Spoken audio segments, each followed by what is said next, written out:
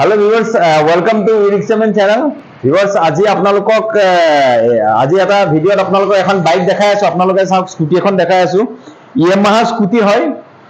স্কুটিখন এখন বিক্ৰী হ'ব। স্কুটিখন আপোনালোকে যদি লম বুলি ভাবিছে 32,000 ৰ স্কুটিখনৰ দাম ঠিক কৰা হৈছে। আপোনালোকে চাই লওক স্কুটিখন ইয়ামাহা স্কুটি 2013 চনৰ গাড়ী হয়। 2013 ৰ গাড়ী।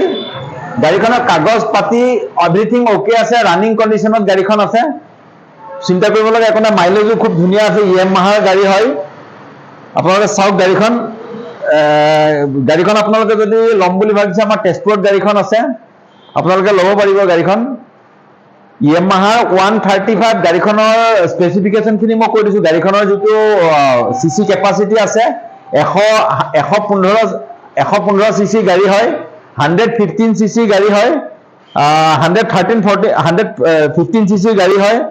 আপোনালোকে লগত টায়াৰ টিউবৰ কন্ডিশনটো খুব ধুনীয়া হৈ আছে। আপোনালোকে টায়াৰ টিউব বিলাক দেখিছে, টায়াৰৰ কন্ডিশন এতিয়াও বৰ্তমান বহুত ধুনীয়া হৈ আছে। মানে আগফালৰ টায়াৰো তেনেকুৱা কন্ডিশন ভালে হৈ আছে ধুনীয়াকে। গাড়ীখনৰ ইন্স্যুৰেন্স, ফিটনেস কাগজ বা যিমানখিনি কাগজ থাকে, ইন্স্যুৰেন্স থাকে, তাৰপিছত গাড়ী আৰসি টেক্স থাকে, পলিউশন থাকে, তিনটা বস্তু গাড়ীখনৰ আপডেট আছে।